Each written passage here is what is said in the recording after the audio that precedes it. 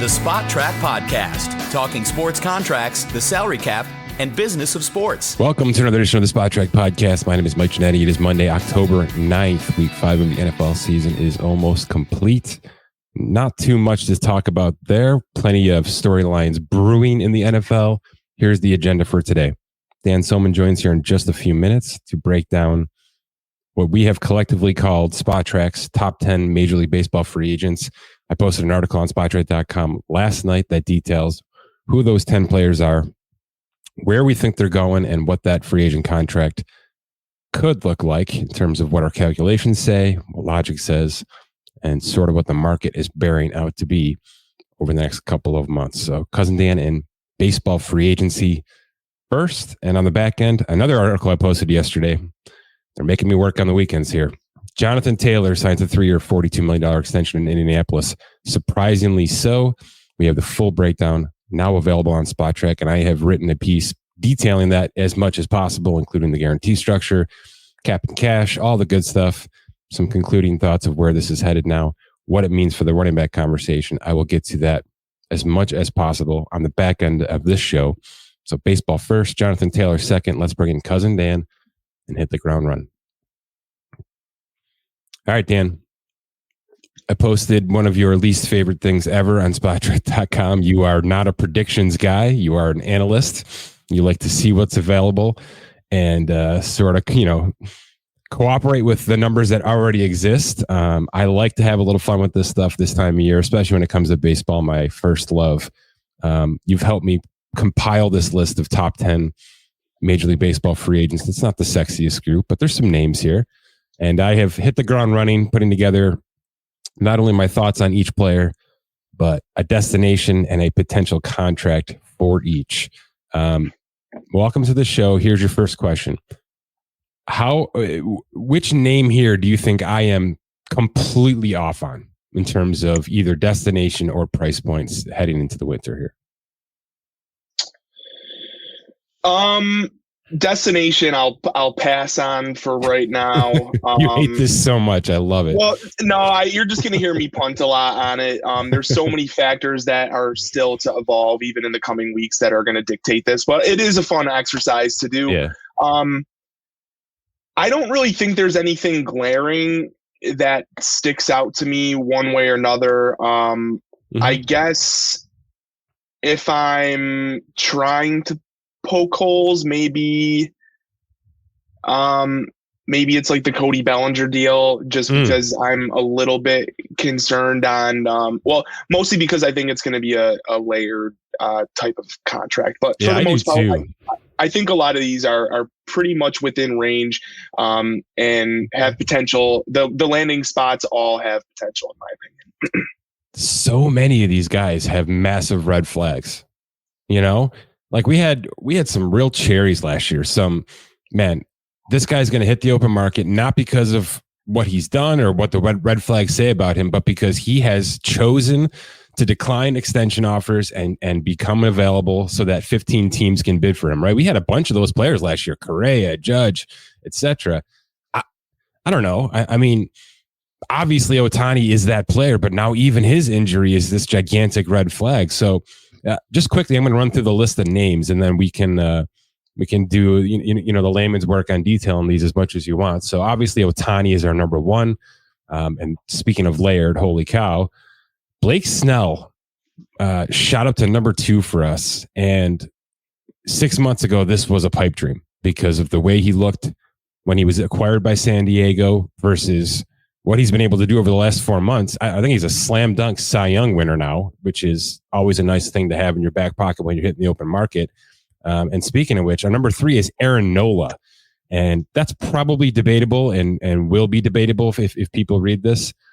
But he has had too many good years to just take what we've seen in 2023 at face value, not to be a top 5 name on this list. And by the way, Cody Bellinger, number 4, I think is the same conversation. We've seen more good than bad from Bellinger. It's just we have this bad taste in our mouth because of the way he left Los Angeles. But looks like some things have righted. We'll talk about him in a second. Matt Chapman is number 5. I struggled so much with this. I talked to you offline about it. We've talked last week in our playoff piece where we discussed Toronto and we discussed how Matt Chapman has just become a ghost of himself, a shell of himself over the past 2 months. I don't even know how that's going to translate to the winter, but you sort of bolstered my view with him basically to say, like, look, there's a lot of teams that need this. There's not many third basemen available. And there's a lot of organizations out there that will just ignore what happened over the past 2.5 months and pay this guy for what they think he can be. And by the way, that is how this works. That's Major League Baseball in a nutshell right there. And that's Josh Hader, number 6, right? So many teams need a closer. He is the best available closer. We've got big numbers slated for him here coming up. Number 7 is Clayton Kershaw. Even if you should we excuse what we saw 24 hours ago? Probably. Yoshinobu Yamamoto, Dan, comes in at number 8. I cannot wait to talk about him with you. Sonny Gray at number 9, a complete comeback story. And the one that got away from the Yankees, Jordan Montgomery, number 10 on our list of top 10 Major League Baseball free agents. I'm going to let you drive the number 1 here. Back to Shohei. I've done a lot of work on Shohei. This is a 5-paragraph breakdown on this article about Shohei. It could be 25 paragraphs, as you know. I ended up just kind of not punting with this valuation, but flatlining it, right? So I gave a straight number to a single team, and I simplified the process. You and I have had a lot of discussions about how complicated this may be, and that was before the arm injury. That was before pitching became a non-factor in 2024. You think this is going to be a Julio Rodriguez type contract where there's multiple layers, multiple triggers, multiple ways for more money to be unlocked, things like that. And I think it's a really smart look. So kind of break down what you think could happen here, Dan, in like the grandest possibility for Shohei Ohtani. And do you agree that the Dodgers still remain the favorite in the clubhouse for him? Yes. Yes, I think the Dodgers are probably the leading candidate. Maybe I put the cart before the horse there, but basically at a very high level, we're flat out talking about a once in a generation, maybe once in the entire sport type of player here. And in order for him to get paid, and like to reach his ceiling outcome financially, and also consider the immense risk of his profile changing, as in him not being a starting pitcher or pitcher at all in the coming years. In order for him to like really maximize his potential financial ceiling here, it almost has to be layered to me. And I say that to the point where like you're in this article, we lay out where like theoretically we can get his value to like over 700 million easily. Here. Is that going to happen? Probably not in theory, but it's at least a realistic realm if in a vacuum, right? But we're not in a vacuum. Things have changed. The injury is here.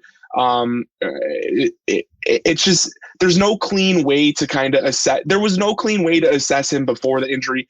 Now it's really convoluted. Can I jump in, Dan? I just want to. I want to put some real life experience to what we're saying here. So, in the piece I wrote, I like I said, I tried to simplify this and somewhat idiot-proof the process because it can get really complicated really fast. I brought in 2 names. I brought in Garrett Cole as the last real massive free agent pitcher contract we have, and it was massive, right? And I brought in Aaron Judge, which is super fresh in our minds, as the last massive power hitting free agent contract that we have. It just so happens those are Yankees contracts, but those are essentially what we're dealing with here. It's not unfair to say that if Shohei was just hitting the market as a hitter, we would be comparing him or he would be negotiating based on Aaron Judge's contract. If he were just hitting the market as a pitcher, it might be a little bit of a reach to have him say, I'm going after Garrett Cole's contract, but his agent would be trying. That would be the number. That would be the contract of choice, even if it's a ceiling. If Garrett Cole were entering the open market right now with this injury, how would that impact Garrett Cole's negotiations?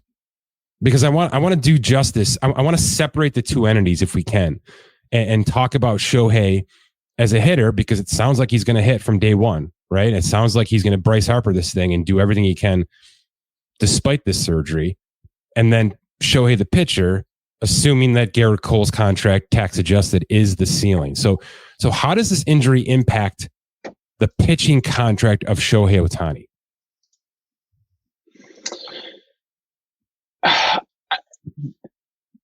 I want to say it's limited, which is probably surprising. But like, if you consider that Jacob deGrom just got the contract a year ago that he did with massive injury risk, if you want to play it out and say if Garrett Cole suffered a similar injury, Garrett Cole is going to have right, and Garrett Cole is going to be presented with an opt out next year after next year, where the Yankees can just veto that opt out by adding an extra year to Garrett Cole's deal, which would make it basically Jacob deGrom's deal. So even if you want to play that out, I think that his market value, the Yankees would pick up that option in that scenario. So if we're kind of saying this caliber player, even with injury concerns, it is worth that money, even if there's risk there.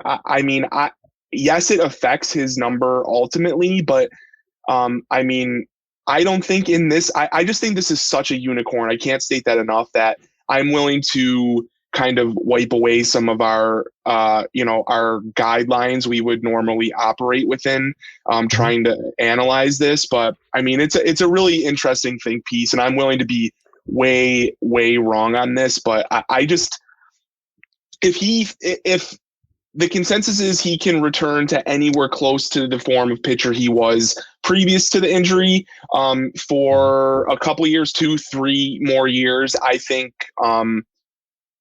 he's as a hitter plus pitcher, he's worth easily $50 million a year over that couple years right there. So, I mean, you're really talking about the money. It's hard to get him under the astronomical values that we have in that. Do you believe, especially now with this surgery and this injury, do you believe that the contract at the end of the day will have a legitimate condition built into it in terms of the pitching out of the gate? Or do you believe that he will get at least a 6 or 7 year full guarantee, just completely ignoring the fact that he might never pitch again? Because it's not out of the question, right? I mean, he may come back and throw 3-4 starts like deGrom has tried to do 3 times now and is shelved again. So do you believe that there will be a clear cut, you must pitch X number of innings to unlock another 4 years and $200 million, kind of like Julio Rodriguez's MVP stuff is? Or do you believe that there will be enough teams involved that at the end of the day, this is just going to be a 10 or 12 year deal, fully guaranteed, nuts and bolts, and there's not going to be any BS? I tend to go in that direction, that there are so many teams involved with this guy just from the market standpoint, the marketability standpoint, that they're going to take out all the riffraff and just say, if we want a chance to get this guy, we can't build in an innings restriction or a condition here, and we just have to hope and pray. And it might be sunk money, but we'll get a lot of it back on sales, right? Where are you with this? Because I think you're rooting for creativity here. I just think there's too many teams involved for this one unicorn player to actually see it getting to that point. But I could be completely wrong. And I could be too. Maybe it's sunk in cost in terms of this is how I felt for a long time, and I just can't really wrap my brain otherwise. And I say that knowing that, like, if we're like, our prediction right now is 12 for 550 basically. Yeah.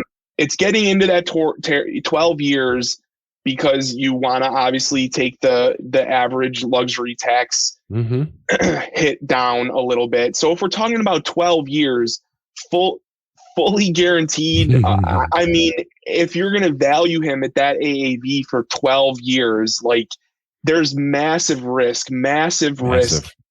on the team side. Now, I don't care from like an organizational standpoint. These teams can eat that money, and maybe they will, and maybe that's where my thesis is totally thrown out the window, and you're totally correct about this is just a fully guaranteed contract, cut out the strings. But in my opinion, if they can chase like hypothetically a 60 plus AAV over a shorter amount of time, and he tries to re-enter free agency as a hitter 3 or 4 years from now and make Aaron Judge's contract at that point as a hitter, I mean, maybe they can maximize it there, but I guess I'm sticking my foot in my mouth, kind of talking myself out of it a little bit. But I just think if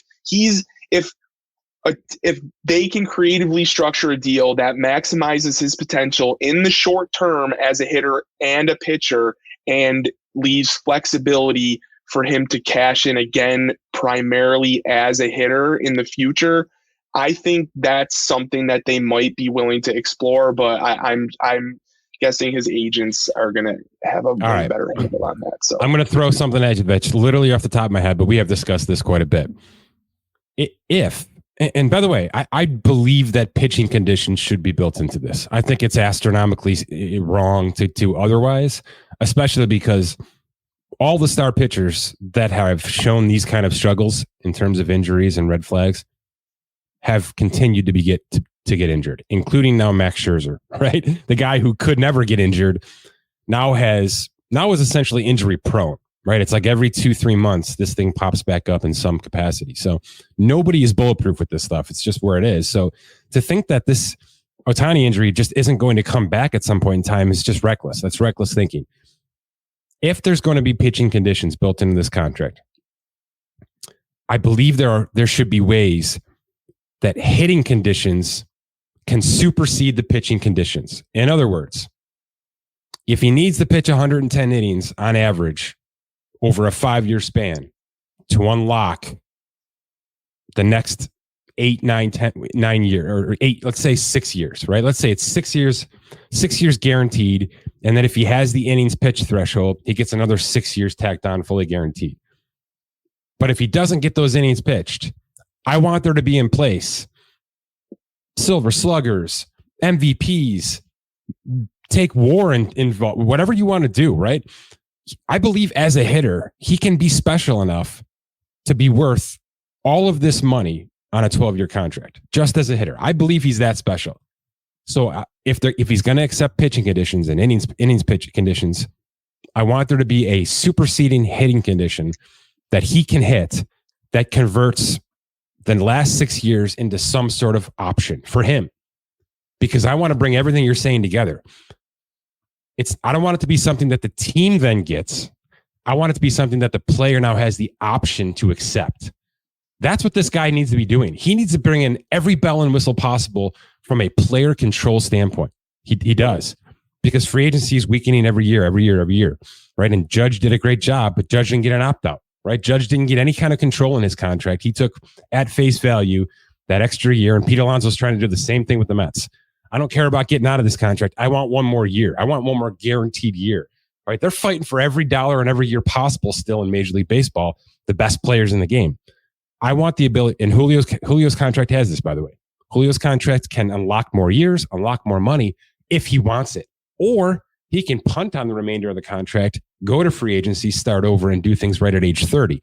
That's the brilliance of that deal. I would love to see Ohtani, if he's going to take the innings pitch conditions, be able to supersede them with hitting conditions that forces some sort of player option, some ridiculous 6 for 300 or something like that, right? Some ridiculous player option that he can then decide on based on where he is in his career.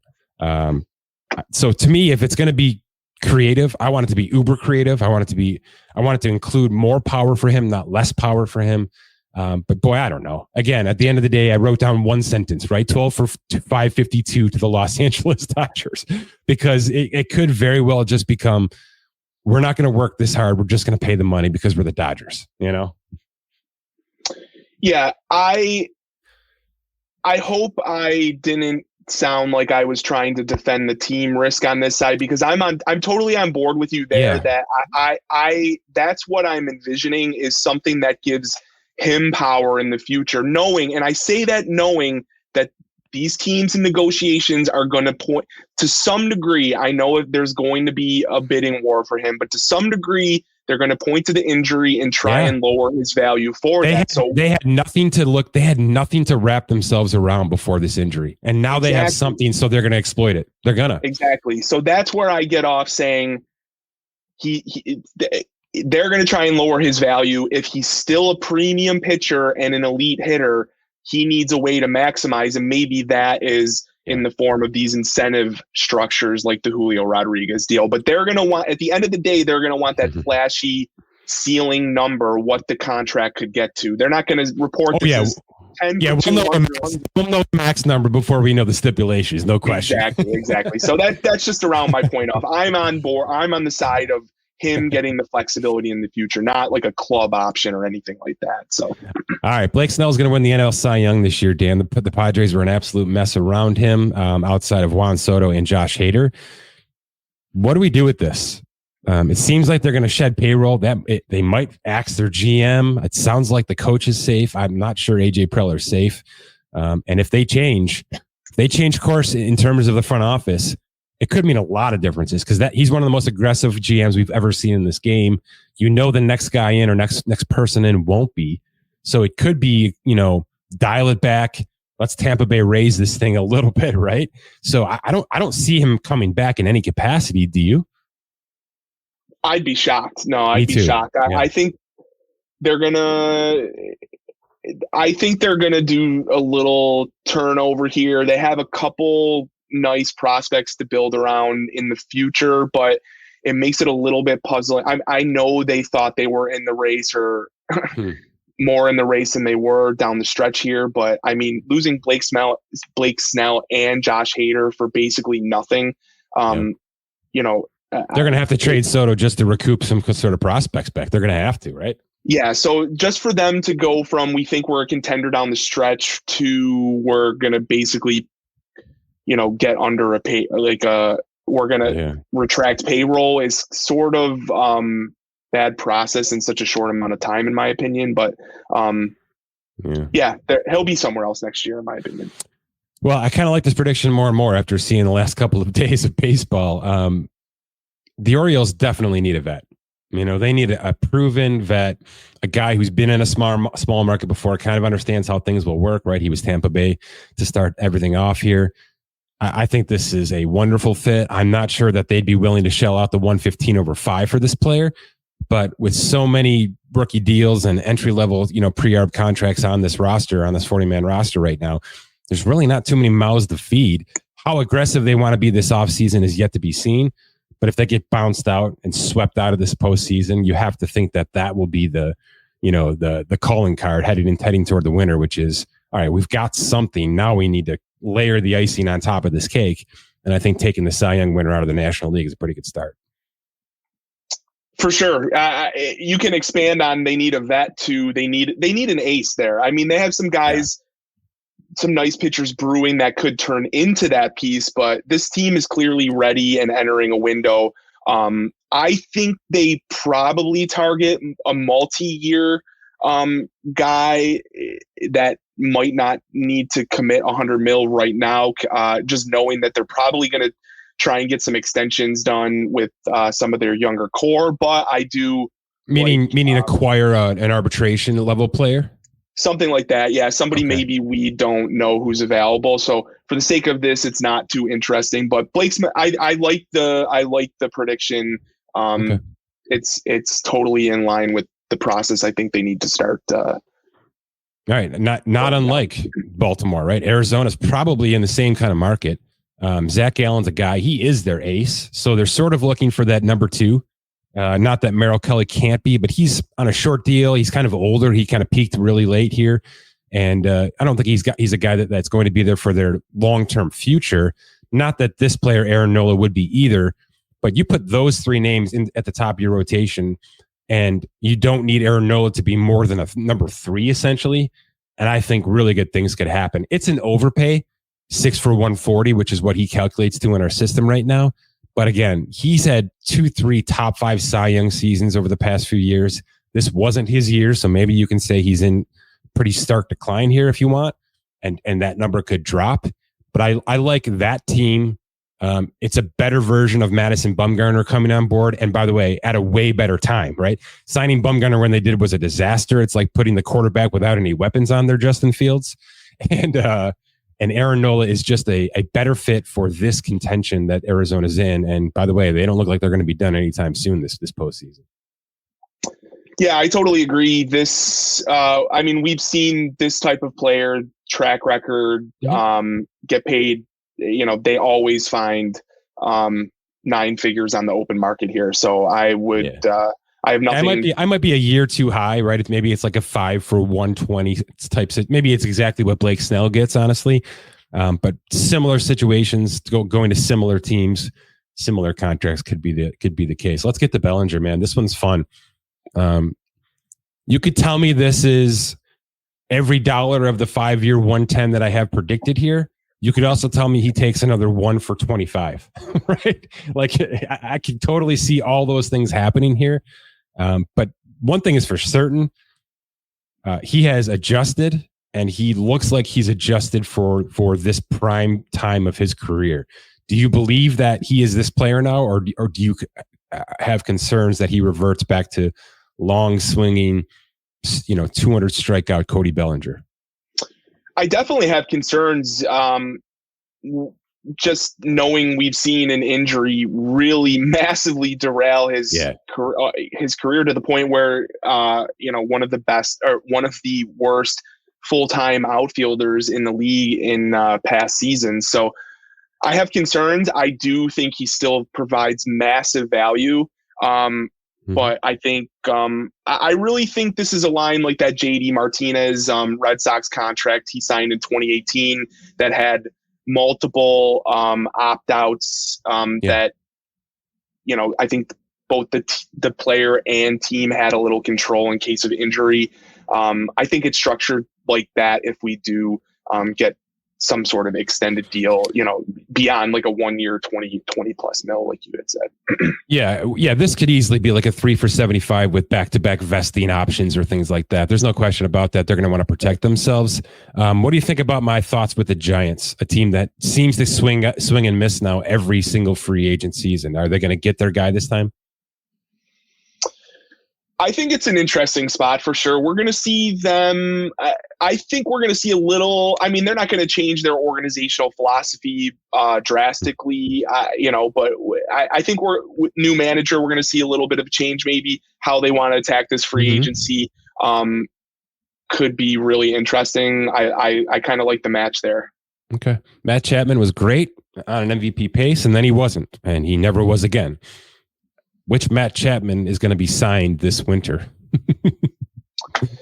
Yeah, I definitely think he gets paid. I don't know what player we expect long term, but he's a premium defender, and that's going to carry him. Yeah. For that, that's going to go a long way in terms of just free agency. He's we've seen him 30 home run potential, no problem. In the past, I thought he had a bit different approach coming into this year. Really fluttered down the stretch, but the third base market is terrible, flat out terrible. I've said it multiple times. We laugh about it, but he's going to get paid no matter what, in my opinion. So I don't know how he gets under this number.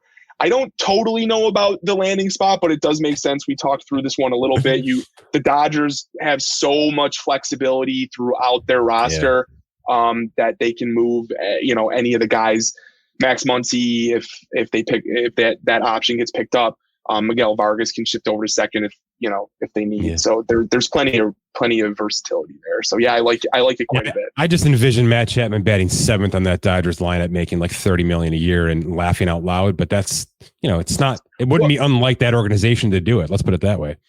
Right. And I mean, maybe we give them too much credit, but that team could maybe be the one to make the fine, the finesse tweaks to Matt Chapman that really gets him over the hump that we thought, I really thought he was about to explode coming into the year. All signs pointed to that. Things did not go that way. Maybe a team like the Dodgers could be the one to really squeeze that last little bit out of a player like that. By the way, this was a guy that was well over the 20 million per year mark to start this season because of his torrid start. And as it stands today, he's at 6 for 100, so about 16.5 million a year. So that's the nosedive from a production standpoint that he took over the past couple of months. It was pretty drastic, but at the end of the day, if the Dodgers want to pay $100 million, I don't think he's going to say no. Let's put it that way. Relief pitching. It's always so tough to market, to target, predict, and do things with the back ends of the bullpen. But every so often we get a slam dunk like this. We had Edwin Diaz last year, and certainly the Mets did, plenty of work to lock him up. And I don't think that contract is going to be approached even with this. I know Hader can get there. He has shown flashes that he can be the best closer in baseball. I just don't think the consistency has been enough to put him to the top of this mountain, which is now $20.5 million per year. He's a $17.5 million player in our system, Dan. I think for all intents, for the number of teams that will be coming after him, we can get him to 18. I've got him at 5 for 90 here. And I've got him with the Cubs, a team I know that you loved coming into the season, a team that is probably going to get a lot of press this winter because of what they did and kind of outkicked their coverage. And if they just add maybe 2 or 3 pieces and have a couple of those prospects actually play, something that I know you were frustrated with this year, they could really have something, especially in a division that is sort of crumbling and maybe crumbling even more if Milwaukee starts to break things up. So I'm going to put this guy as a slam dunk back end reliever for the Cubs for the next 4 or 5 years. And it's going to cost about $90 million. Your thoughts? Let me ask this question. Are you in on paying closers still? Or are you having like a running back moment with this position? No, I think these bona fide closers, there will always be that elite tier of guy that gets paid, the Edwin Diaz, Josh Hader. I think those guys will always find a sizable contract. I mean, we see 35-year-old Kenley Jansen getting 15 mil a year on 1-year deals. It's going to be there for these guys, in my opinion. So, I don't totally know about I personally just don't know about the Cubs landing spot, as in they might have some internal options they like for the back end, like young guys that haven't totally made it, sort of thing. But regardless, I think it makes sense here. A team about to enter a window that we think they'll be contenders for, and to lock up a guy on the back end. With maybe those younger pieces in front of him, I think it makes a lot of sense. So, do you think he can approach Edwin Diaz's contract here? Is he still that kind of player in your opinion? He probably comes within range. I don't think he exceeds it or anything. I do.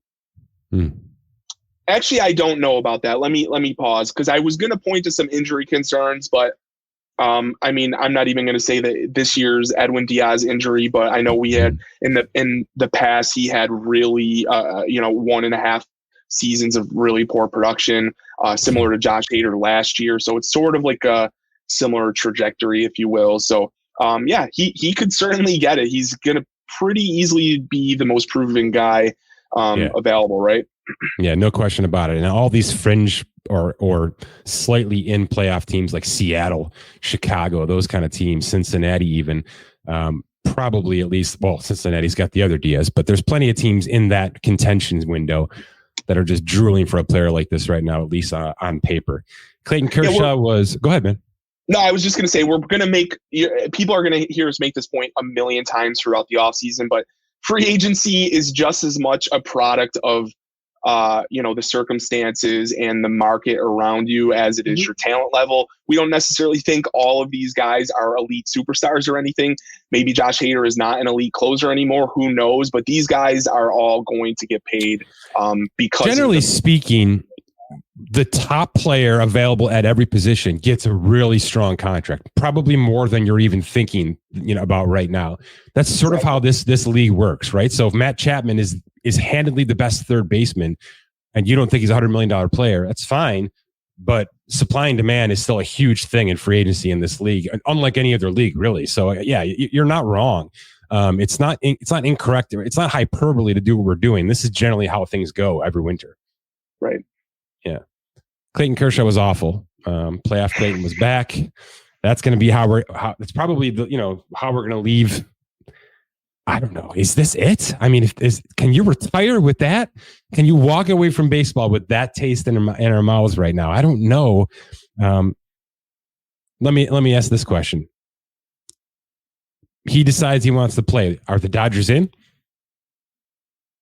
Because there was some Texas Rangers talk last time, maybe some Houston talk. I feel like it's in that realm, Texas or LA. I don't think the Angels are buying. Let's put it that way. But I don't know. Is there a world where he ends up 1 for 20 with Seattle next year, Dan?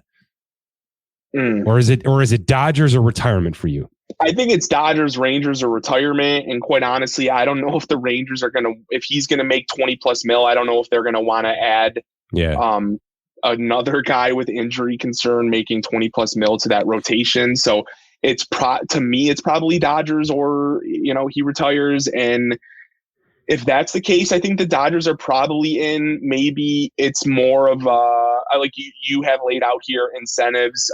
Maybe it's like vesting type things in terms of innings pitched. Maybe they go in slow playing it. He kind of doesn't start the year, or starts the year, takes some time, working out of the bullpen and long relief. I don't really know how this plays out, but I mean, the clock is ticking on his career. I tend to think he might be done, but you think he's back? Or I mean, I know your prediction here, but like realistically, you think he's back or retires? Honestly, if he pitches game 4 and has a nice outing, he probably walks away. Right. That makes sense. But if this last start is honestly going to be his last start ever, I think he's going to have to fight his way back onto our roster next year. And by the way, the only reason I have it 1 year back to the Dodgers isn't because he's a lifelong Dodger. The Dodgers need a pitcher. I mean, The Dodgers, this is maybe their most important position heading into the offseason with Buehler and all this stuff, right? Urias, not obviously, probably out of the league, not alone coming back there. So they need it, right? They probably don't want to go gigantic, massive contracts. So bringing back this guy, even if it's for 15 starts on a 1 for 20 with incentives or something like that, they probably say yes immediately. So to me, it's just about how does he finish off 2023, and hopefully he gets a game 4 to go out there and at least right the ship a little bit before we see what we have to do. But man, not the way you want a slam dunk first ballot Hall of Famer to finish his career. Let's put it that way. Yamamoto, the next Japanese starting pitching superstar. Kodai Senga was the most recent. It has worked out gangbusters for the Mets. He's going to get Cy Young votes. He's going to get Rookie of the Year votes. He's the best pitcher the Mets have going into 2024, right? I mean, all those things are 100% factual true. I've got this guy going on the Mets too, because it sounds like the inner workings have already been happening. They've got all the translation pieces in place. It's a market that can handle this kind of stuff pretty easily. And I think they feel great about the Senga contract. So why not up the ante and go after a guy who's even younger, who's got even a better pedigree? He was an unbelievable producer this year alone, right? I mean, he's hitting the ground running in terms of the post market and all that stuff. I know Steve Cohen doesn't want to pay every dollar to everybody, but starting pitching's the biggest need the Mets have. They're going to lose at least 2 players now heading into the winter. Their bottom 2 players, their 4th and their 5th options, are not Major League Baseball starters, in my opinion. So this guy just becomes the next best thing. And I don't know that I know there are 15 to 20 teams all interested in this player because of what he can be. I'm not sure there's a better fit for everybody than the Mets right now. I agree. And he maybe jumps to, he might be the top free agent pitcher, like kind of when all said and done. Like we might look back and say that he was the top guy available this offseason. So, yeah. So do you think I'm being conservative with a 5 for 85? It's weird, right? Because you got to build the posting fee in, right? Those are ancillary payments and things like that. We just don't see international signings like this go super big out of the gate. There can be some club options and stuff built in to help that, but I felt it felt incorrect going to 100 million out of the gate. Is that how you feel as well? I think that's probably I think that's probably correct. Yeah, I like where you have it. I'm not saying in terms of the money we're going to look back and say that's the biggest deal signed. I just mean this is kind of that value range of free agency, if you will, where this guy has a massive ceiling theoretically, but we haven't seen it in the United States yet. So in theory, the money might not be there, but 2 years from now, we might say the best free agent deal easily signed in this upcoming offseason was Yamamoto. So, I mean, that is Senga, right? That's Senga. Basically, yep. Yeah. Certainly isn't Carlos Rodon, right? If we're putting that in next to each other. Sonny Gray is number 9. What a roller coaster career this guy has had. Every time he changes teams, something new happens, and him joining the Twins might be the best thing that's ever happened to him. He has been unbelievably efficient. He has been a necessity for this roster. He remains it heading into this postseason. The Twins look like they can actually be lethal here. And it's because of the acquisition of Sonny Gray and the acquisition of Pablo Lopez. Let's not split hairs here. That is what has changed this franchise maybe forever here in terms of how things look now and how we approach the Minnesota Twins as postseason contenders. I don't know why they give up on him. He's 33. Chris Bassett's deal with Toronto is essentially what we're talking about here. 3 for 66, about $21 million a year. They don't give up on this, right? You just got to pay this guy. Yes. I agree with that. I think this is a guy. Do they have young arms ready to come up, Dan, that could supersede this whole process? Well, I felt a little more comfortable coming into 2023 than I do now in hindsight. There's a couple guys that I really liked that may not have developed in the right direction. So I do think a return to Minnesota is definitely in the cards potentially. I think he's a sleeper candidate to gain some steam, though. I know he's had a tumultuous career, but as a product of again this pitching market. So many teams are going to be looking for pitching. This is a long-winded way to say I think I'm going to take the over on that number, but I do like really even at 33. Yeah. You think 21's too low on him? It's just in that Robbie Ray, Kevin Gausman. You know what I mean? Right. Chris Bassett. That's sort of the going rate for this age group. Is all I'm saying. I'm not saying you're wrong or anything. I'm saying that I would just take the over because of. I think there could just be steam around a guy like this in a specific landing place, a veteran who's been all around. I don't know. I could just see. Well, let's say this: if Kershaw retires, Sonny Gray's an option, right? A proven track record guy like that, he's an option for the Dodgers. There was a report that the Cardinals are interested in Gray this offseason. So that's what I mean. I think there's just going to be some steam around a guy like this. He's going to be coveted. So I'm not saying you're wrong or our system is misvaluing him at all. I'm just saying I think I would take the over on that if I was presented with it. So. All right, number 10, Jordan Montgomery, the former Yankee, the former Cardinal, joined the Texas Rangers this year and never looked back. He is amidst a tower of Hall of Famers on that rotation right now, right? DeGrom out, Scherzer TBD. Is he the ace? And is he going to have to get paid like an ace even if he stays? I think if he goes, he's looking for ace money, right? If he hits the open market and, Team X comes out and says, we want this guy, could be the Cardinals, by the way, right? Cardinals could want him back in a heartbeat. You're paying him ace money. We've got him valued at 6 for 110. I know that seems low, but he has been a tempered arm for his entire career. He has not been as sort of unleashed in terms of him allowed to go out there and be a 200 strikeout type player. Maybe that's good for him. Maybe that's exactly what he needs is some sort of coverage around him. I've got him going back to Texas just because like Minnesota, why would you screw with a good thing? They're going to lose Martin Perez off that roster. They're not going to have DeGrom. They're going to have to pitch count Scherzer. In my opinion, they're probably adding an arm versus subtracting an arm here. So why not just pay another 100 million plus to a potential ace on your team? But again, this seems like a Sonny Gray conversation, but 3 years earlier, right? 30 years old. tons of clout around him. He's got tons of juice right now. Everybody's in. Does he remain in Texas, or does he go and hit a absolute splash contract somewhere? I would probably take the field, but I mean, it's definitely within range that he goes back to Texas. But yeah, I think he's a left-handed pitcher, good track record of a mid-rotation guy. We've seen those guys find money in free agency. I think you're right in range there, right? Yeah, I do think Texas just matches any bid here. We've got a lot more to do on this. This was supposed to be a top 50. I could only get to the top 10 because there are so many back and forths and red flags and all that stuff. We will do plenty more work on this. But coming up next, I think, is the option decisions in Major League Baseball, because those get handled pretty quickly.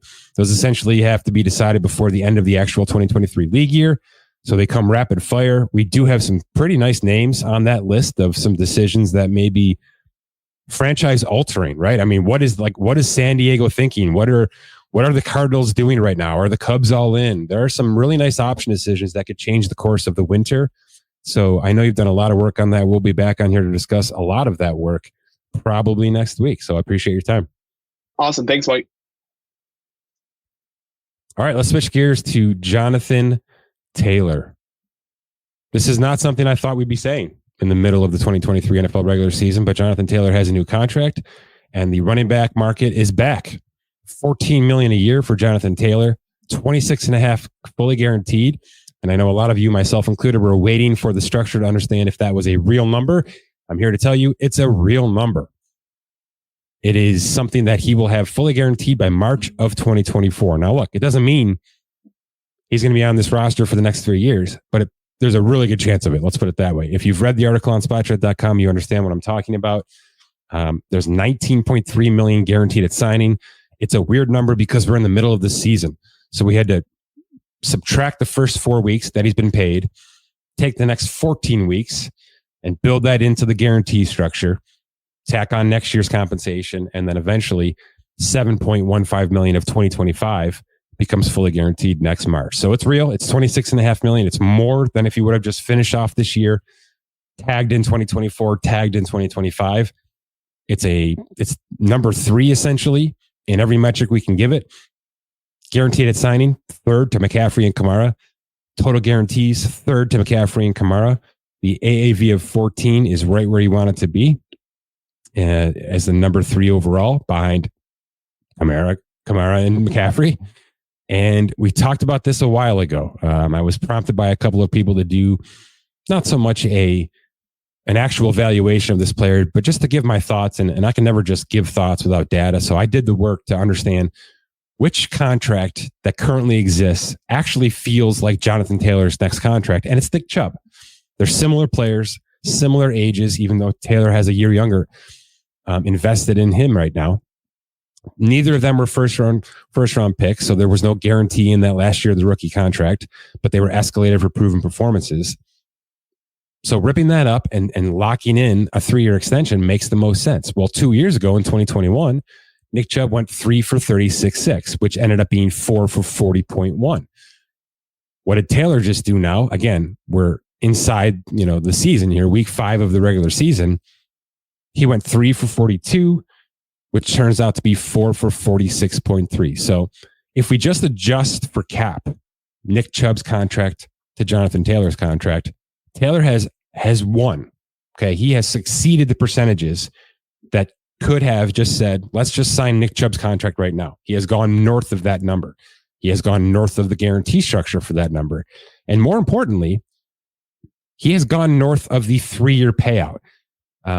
The contract that I handed back to the people that asked for it a couple of months ago was essentially a 3 for 33. I thought that the adjusted APY of $11 million per year in terms of where the guarantee structure would go made the most sense. It's not the 16 that McCaffrey's getting, even though his adjusted APY is 12 right now. Okay.